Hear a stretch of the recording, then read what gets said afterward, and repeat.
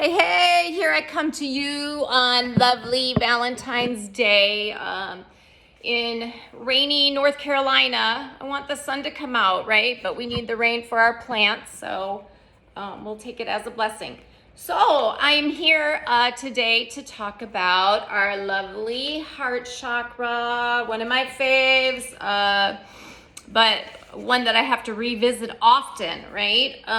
So heart chakra, everything green, and it's anatta, which is the Sanskrit name for it, for my yogis out there.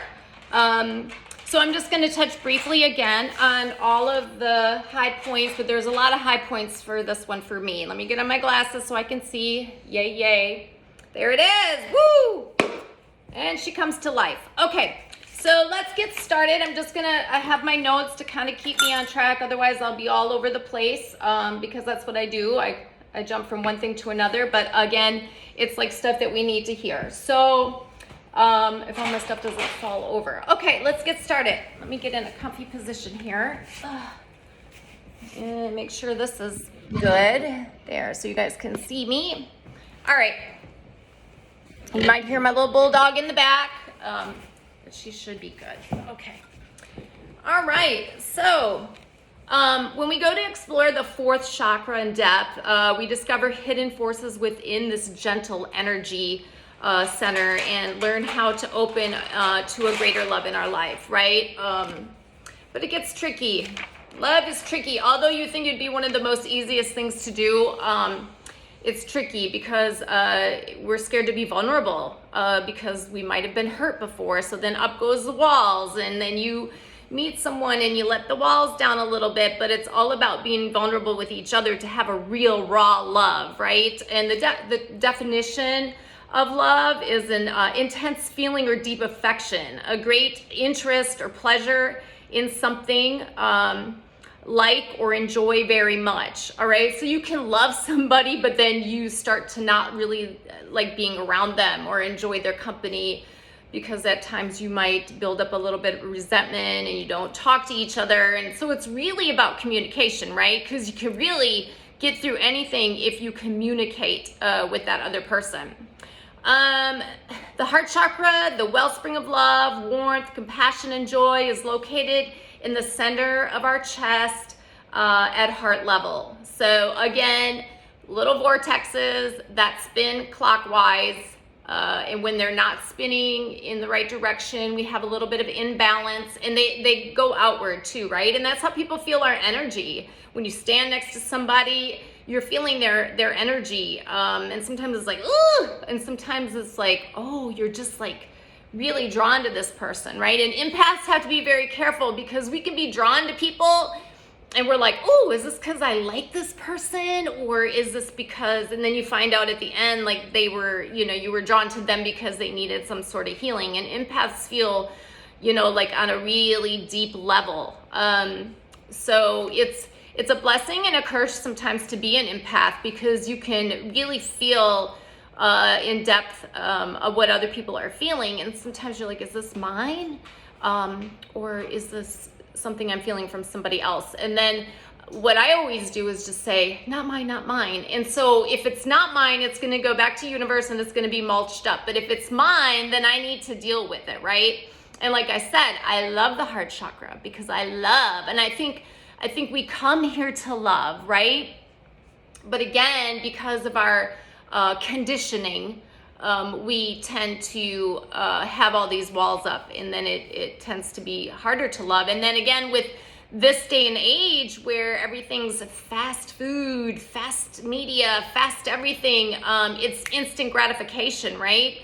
And you're attracted to somebody energetically first, right? Like, and then you start to get to meet the person. And we all have like luggage or baggage that we have because we've been conditioned again, right? Like we're meant to fit in this nice little box, and that's what we all think we should be doing. But no, we need to love ourselves, get in touch with our real authentic self. Sometimes that's painful. Healing isn't always pretty, but it's raw, it's real, and it's authentic. And so healing is an everyday thing. One of my teachers, I love her so much, right? Because there's little things that she taught me that always stay with me. When I'm at work or I'm in a situation, it's like these little phrases come to me, right? And one thing is you can be pitiful or powerful, but you can't be both, okay? You're either doing or not doing. So just do. And then she always said, you know, that you shouldn't have a back door, right? Like if you're gonna go forward, do your best and just give it your all, right? And then this is the one, I hate to say anything negative, but this is the one I struggle with, like having expectations of other people, right? Because if I'm giving my all and I'm loving to my greatest ability, we always think people should love us back in the same way, but you know, that's kind of sometimes expecting an apple to be an orange. And we just have to accept that they are an orange or they are an apple. They might even be a banana, who knows? But when, okay, calm down. When we accept people for who they are, and they may change as well, right? So we just have to accept that they're all humans, part of this human condition, and on a path in learning and healing, we all are. And we just need to be very aware of that we are all healing from something, right? Okay, and we're back.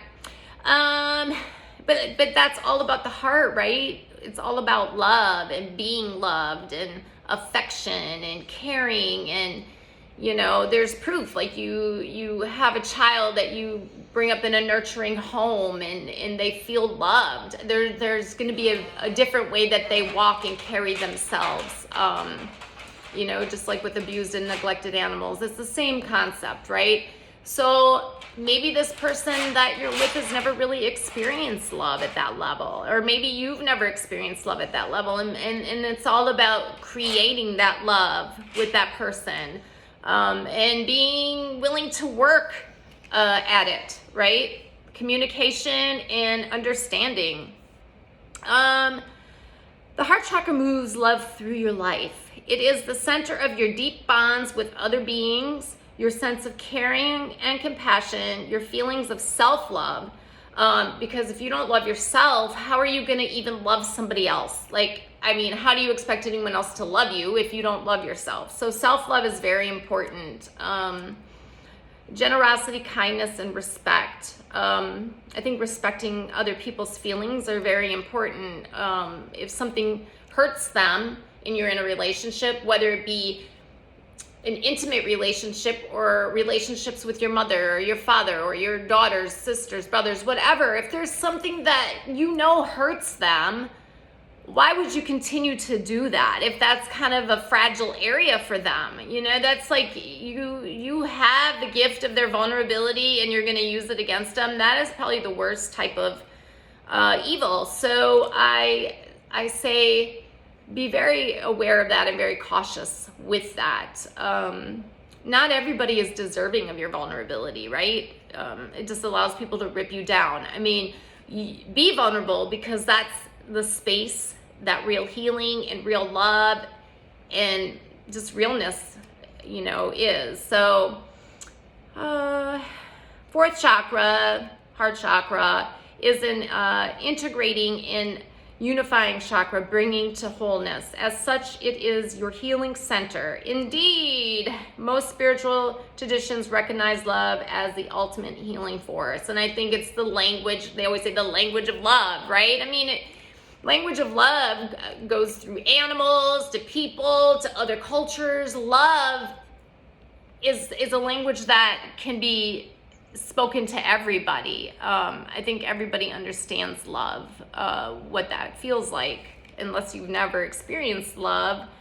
The energy allows us to recognize that we are part of something larger, that we are interconnected within as in an intricate web of relationships, extending through life and the universe. It kind of just reminds me of the tree of life, right? Like the roots and the trunk and the branches. I mean, people essentially are that in your life.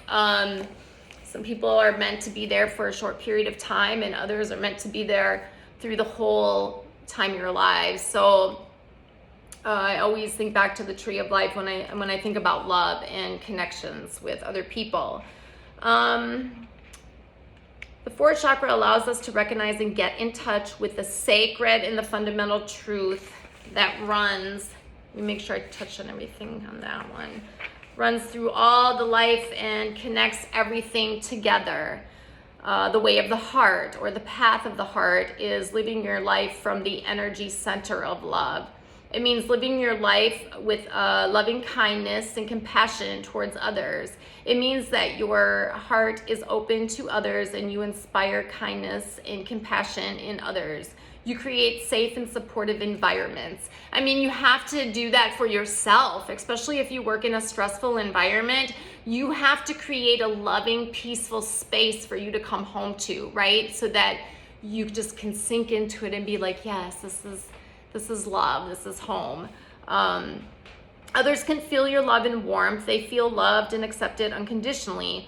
People feel at peace around you as there is no judgment coming from you. I think judgment is the huge thing. When people feel judged, then they kind of block themselves off from being vulnerable and being loved. When the fourth chakra is open and energy is flowing freely, you are not just loving to others, you are also loving to yourself. You know when you need to say no and when you need care and self-nurturing. That can kind of be a tough one with, people who take care of other people, right? Like it's just innately within us. So at times it's like a real fine line. Am I helping this person? Am I enabling them? So you have to question yourself on that, right? Because you can get, as I call it, get sucked down the rabbit hole. And so always keeping that boundary. And so with empaths, it's kind of hard sometimes when you set those boundaries, right? Because you want to help somebody, you want to really come from the heart and love them. But when it starts to be painful to you, then it's like no longer a balanced relationship or a balanced situation. So that is something that is a continuous check-in with the heart chakra. Let's see where we're at here. All of the 7 chakras are, very important. And while I can't say that the heart chakra is the most important, I do think that it is very important, right?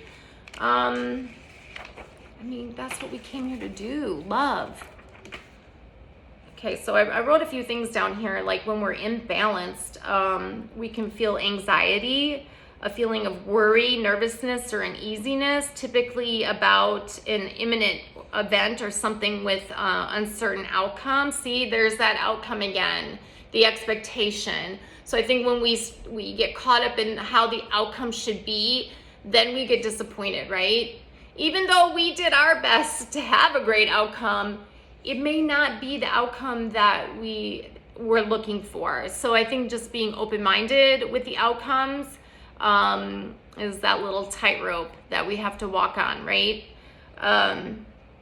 It's okay to feel anxious, right? Because that's our body trying to warn us of something. Like that back in the day when we were, out in the wilderness, our bodies would warn us that there was danger. But we can't stay in that space because that's not a healthy space to be in, and it's we're not in that danger all the time, and then it causes us to have all kind of chemical reactions and produce more cortisone and all of those things that are stressful, right?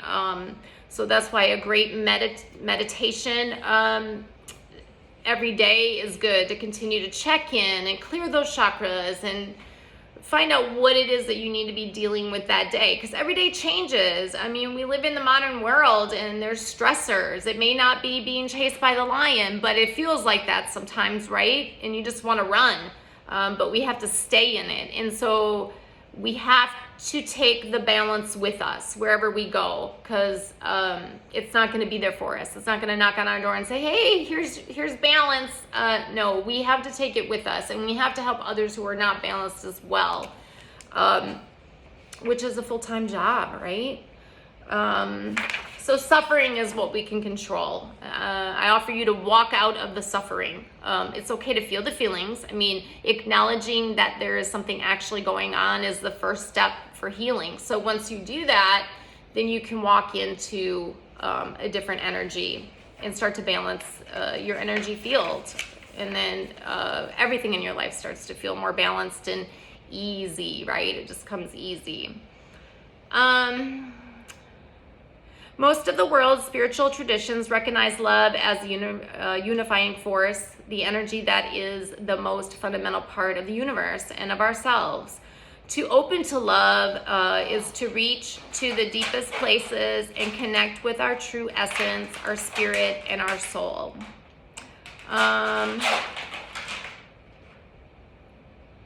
Okay, so when I talk about anxiety, I'm talking about ways that we can release that, because it's not a good feeling to be anxious. So breathe, let it go. What can we do to change it in that moment, so you aren't stuck in the anxiety? It says talk about moving, right? We move energy. So get up and move. I don't care if you have to crawl, get up and do it. The past is gone. The future is not yet here. So all we have is this moment, right? Breathe this moment. And that's really all we have, are all these little moments, right? So if we can just be balanced for this moment and we say we're okay, sometimes that's how we make it through stressful situations, is just being like, okay, I'm in this stressful situation, but I'm going to breathe. I'm going to recognize that it's stressful, and I'm going to get through it, because it's 1 minute at a time. So I'm just going to go through a few things. We talked about the Sanskrit is anahata, which means unstruck. It also means, I wrote a few other things down about that.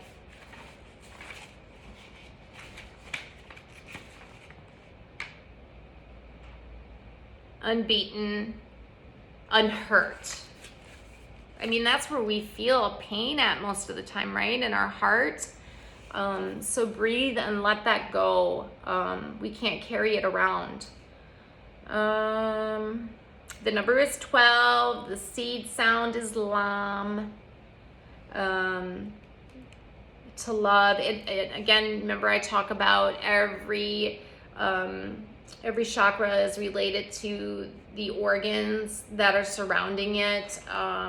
So this one, you would have some issues with your thymus, which, went back to cortisol, and it throws you off with your endocrine system, and then you either start gaining weight. Some people who don't eat, they get thin.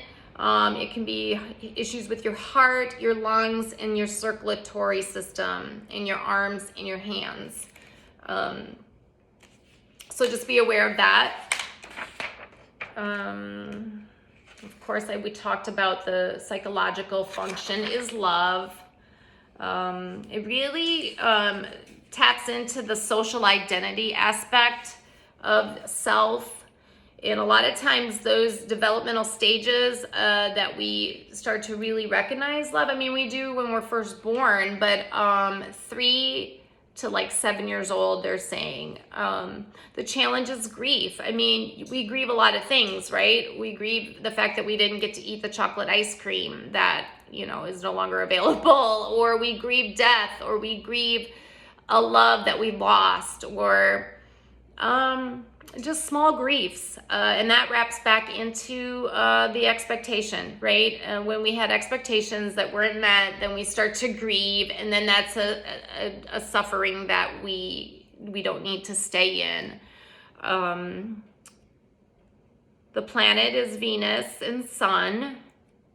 Our sense organ is the skin. And of course, we show love by touch. There's many ways to show love, and then there's all the love languages are different. So not everybody loves the same, right? Okay, so I'm just gonna throw out a few of the heart chakra affirmations. I am open to love. All love resides within my heart. I deeply and completely love and accept myself. I nurture my inner child.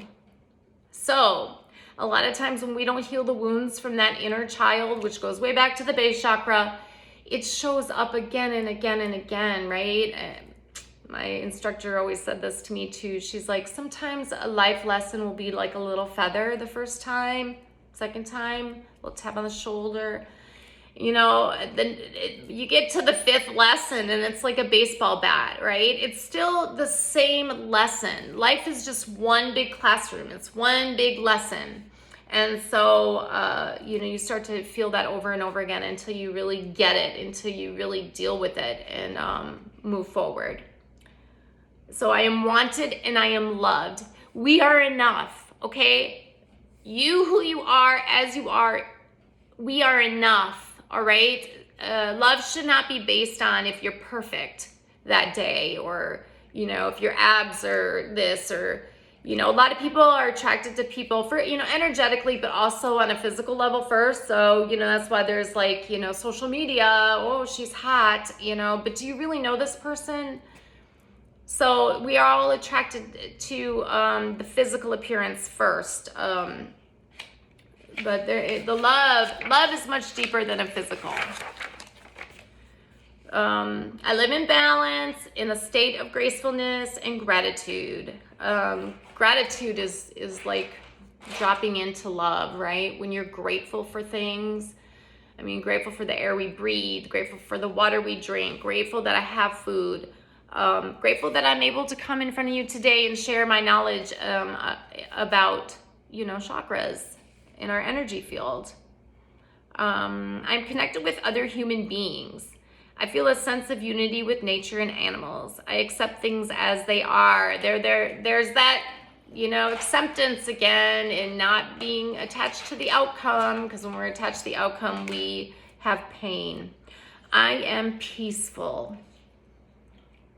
The yoga poses for the heart chakra are going to be the half camel pose with the heart chakra hand placement, the wheel pose, the bridge pose, warrior pose with heart opening back bend.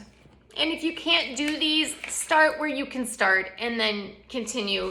You can, I mean, you'd be amazed, like what, 1 month, 2 months, 6 months down the road, you're doing way more than you when you started. And that's people are like, oh, I can't do this. Well, we wouldn't be able to do anything if we didn't just do it. Trying is not doing. You either do or you're not doing. Upward facing dog pose, reverse plank pose, and bow pose. And then, of course, my two faves when I start talking about the chakras are the essential oils and the stones. And I have so many written down here, and there's so many more that you can explore. But which are the best stones for the heart chakra? Well, of course, rose quartz. I love it. That's just the stone of unconditional love. You can get them rough cut or you can get them smooth. Again, I make the bracelets. And so rose quartz, here we go. Rose quartz, the fair and lovely rose quartz with its gentle pink essence is a stone of the heart, a crystal of unconditional love. It carries a soft feminine energy and compassion and peace, tenderness and healing, nourishment and comfort. Darla, lay down. Lay down. You're good. I know. You're like, why are you talking into the phone? Anyway, so you can wear the pink crystals along with the green crystals with the heart chakra. Because pink sometimes means like it's in a healing state, right? But they're all for healing. Emerald stone of success for in love. Rhodonite, I love this one too. Stone of self-love and unconditional love. That is great for anyone with an autoimmune disorder. It helps with inflammation. So let me see which one my friend got me. I love this one. I love this. I keep this. I have crystals all over my house. I have crystal grids, and I clear them often, and you set them out during a full moon, that clears them. You can clear them with Reiki. So I just have them all over my house, right? and it just raises the vibration. Again, whenever I have that segment, I'm going to talk about all the different ways in what you can do to raise the vibration in your home. So when you come home, you feel peace and you feel love in your home, right? And you can just be. So let's do this one. One of my best friends got me this. I love it. Lori.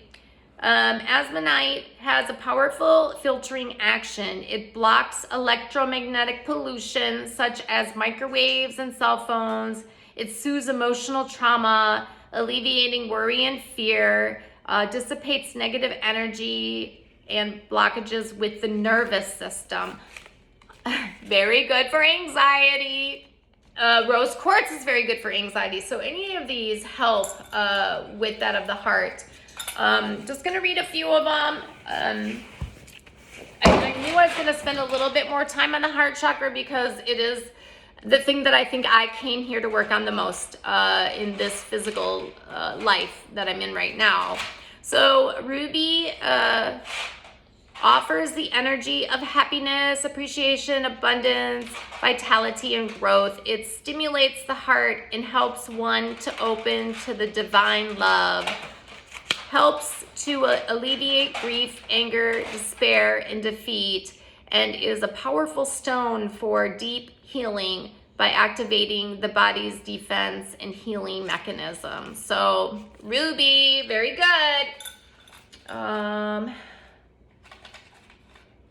Oh my God, I have so many favorites, guys. I'm gonna really just keep rolling so I can get through some of them for you. Green aventurine, stone of opportunity, is an all-around healing stone with benefits for the lungs, liver, sinuses, and heart.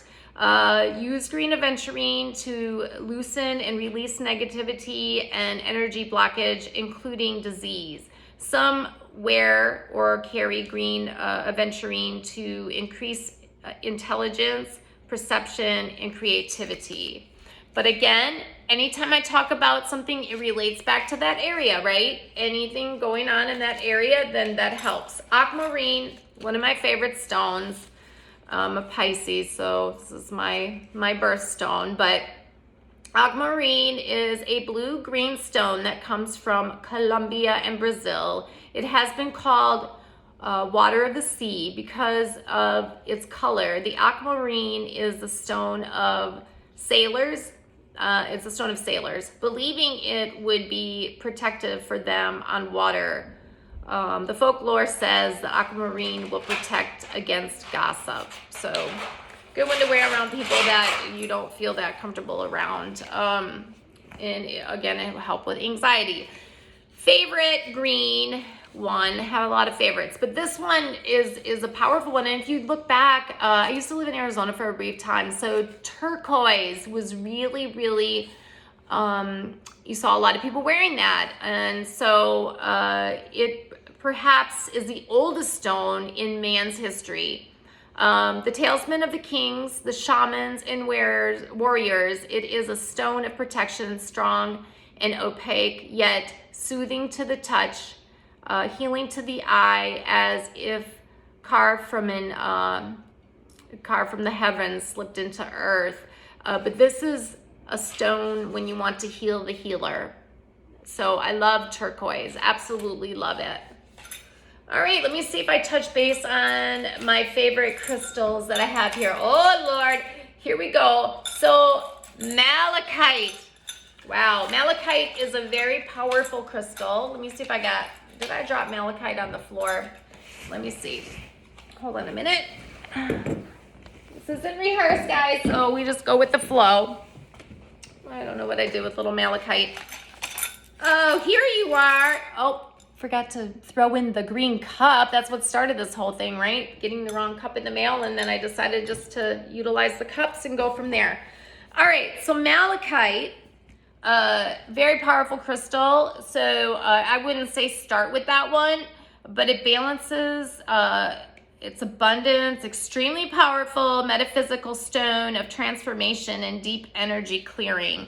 Again, when you start working with the crystals or stones or oils, I say it's just like medicine, right? This is medicine. It's what was here before we actually had Western medicine. And so me living in both worlds, I think our modern medicine has a lot to play in people's health, but I also think that using ancient wisdom and things that were here before we ever were able to, find medicine. So this is medicine. So what I'm saying is everything has a frequency. So when you start to bring that into your body, it raises your frequency. Oils have a frequency. Crystals have a frequency. Being around other people have a frequency. Lights, different lights, Himalayan salt lamps, they have frequencies. So when you do that, music has a frequency. So when you do that and you incorporate that, do it slowly. Otherwise, you're going to be all over the place, right? You'll actually cause yourself anxiety. So take one crystal at a time. That's why I say whenever I would do the Chakra Series in person, teach it, I would take a month at a time, right? So that the people could really start to incorporate that energy into their lives. And then, even research it more. And Maldavite. Maldavite is another one. It's a tiny crystal. And it's kind of like I don't know how to say it. It does look a little alienish, but it comes from the Czechoslovakia mines, and there's not much of it left. So if you can get some, it's starting to become more expensive because once it's gone, it's gone. But Maldavite is tiny, but woo, the energy on that thing is very, very powerful. Very transformation is very palpable. So educate yourself on Maldavite, and if you can get a little piece of it, I would. And when you're ready for that to clear your heart chakra, you can wear it in your bra, you can wear it in a little pouch with you, and you can start to incorporate that and really feel what that energy is like with the stone and with the oils. Okay, so I think I'm going to close it up. Oh, Pure Night, Stone of Unconditional Love and Healing. That was the other one. Oh, and how can we not forget jade? Jade, you see a lot of cultures wearing jade, right? Jade is like that universal, like everybody likes jade. It's a dream stone and a stone of fidelity. So, but I always learned that jade was like a friendship stone. So, I like jade, really, really like jade. Okay, other favorite part is gonna be the essential oils, right? So what do we think about? And then here we are, Happy Valentine's Day, the day of love. So what do people usually give on Valentine's Day? Roses. So the top oil on the list, amazing, is rose. And so rose helps you, that has one of the highest frequencies of raising your vibration. Each oil has like microhertz or however that's measured. But anyway, rose is top of the list. It is for stress and grief, anxiety, insomnia, menopause, and mental clarity. So amazing, right? That we still go back and we're talking about everything that has to do with the heart. It's like the oils match the heart, the crystals match the heart.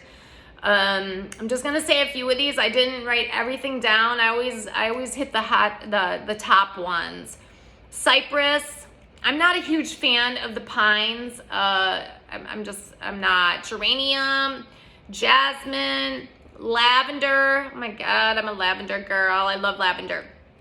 Lavender, again, is for the anxiety, the depression, and arthritis and stress.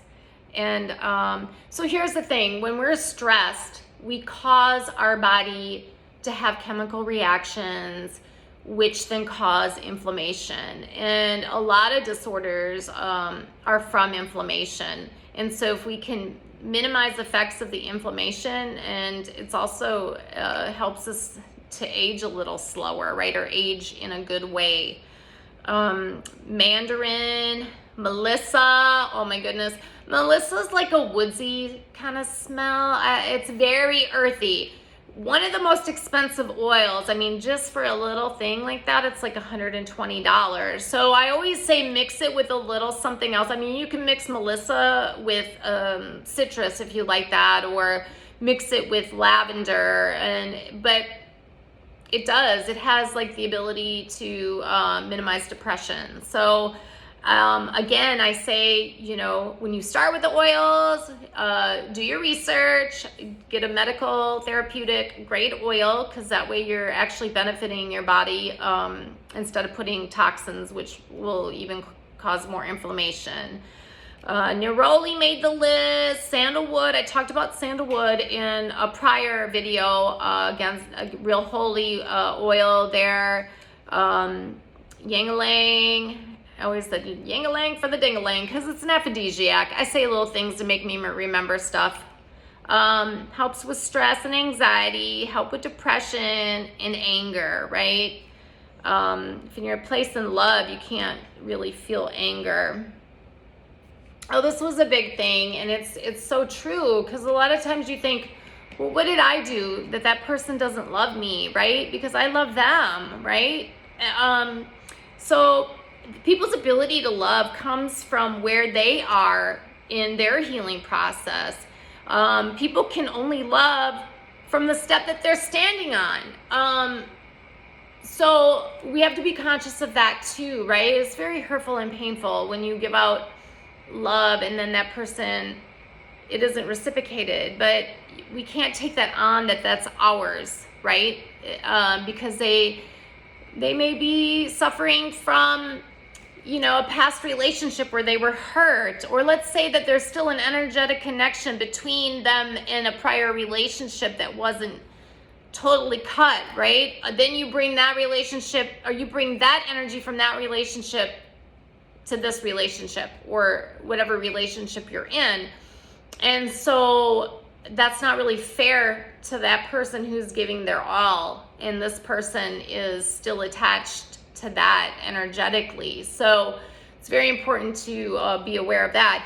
And then also, a lot of times people, when they're in a relationship, they tend to mimic the relationship that they had with their mother or their father, right? Did they have a great relationship with their mother? Do they get along with their mother? So sometimes that little bit of resentment for women will follow through. Not even that they mean to, but it's just what they carried energetically from their relationship with their mother. Or let's say I have a father that I don't have a great relationship with, then maybe I wouldn't trust men, or maybe I wouldn't be available to be vulnerable and get close because I still had, some anger issues or hurt issues. Again, that inner child, right? When we heal the inner child and even say, hey, it was okay that you were in pain, or, that you were hurt, but it's not going to work as an adult anymore. We can't stay in a place of hurt, right? Because tomorrow you get up and you're going to be hurt, and the next day you get up and you're going to be hurt. So we have to be aware of that. And however we need to do, or whatever we need to do to heal, to move forward, then that's what we have to do. And I can't be responsible for anybody else's healing, nor can anyone be responsible for my healing. My healing and my happiness comes from me and my work and going within. And not everybody is ready for that. Not everybody came here to heal and be the best version of themselves. You like to think that.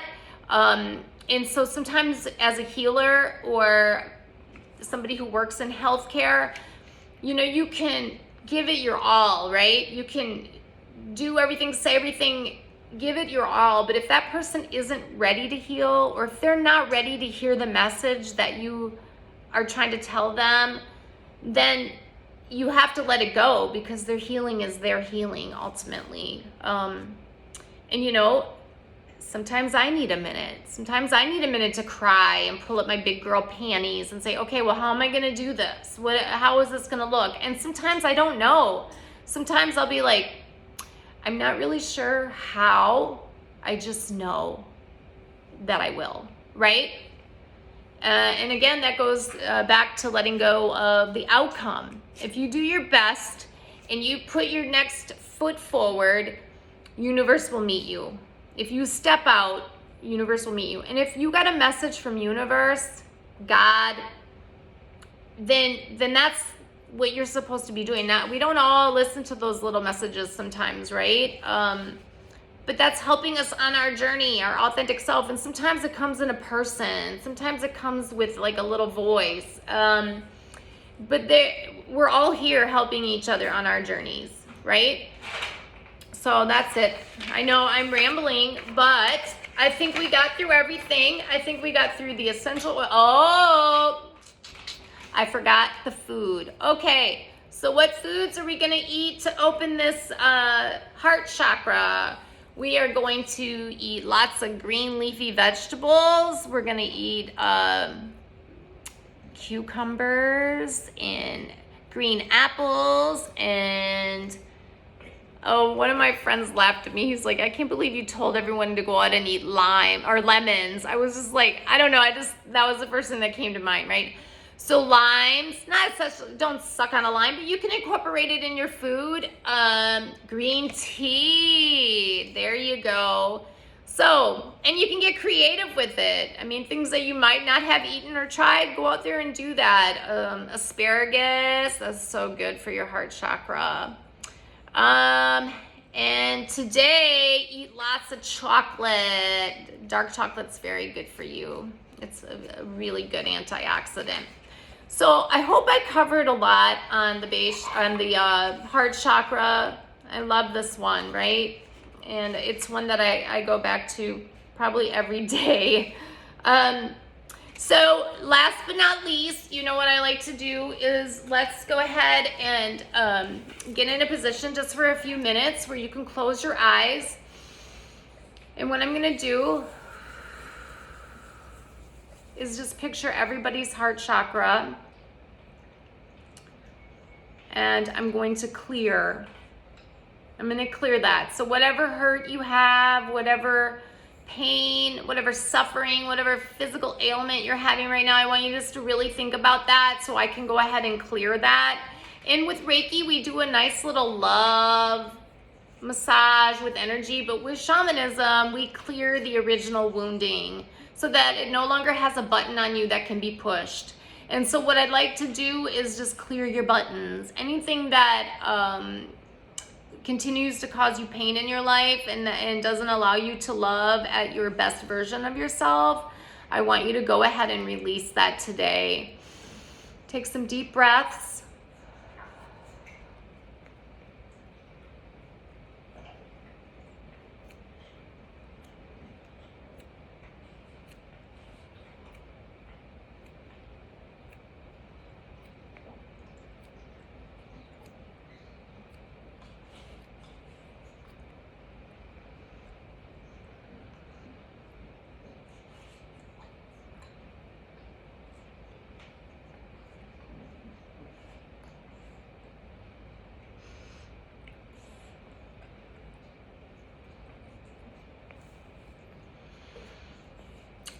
Sending you love, light, and healing. Until the next time, I hope this was helpful, and thank you for joining me. I know this one was a little bit longer, but hopefully it had good content, and I was trying to talk really fast so I could get a lot in. But until the next time, love, light, and healing. Bye.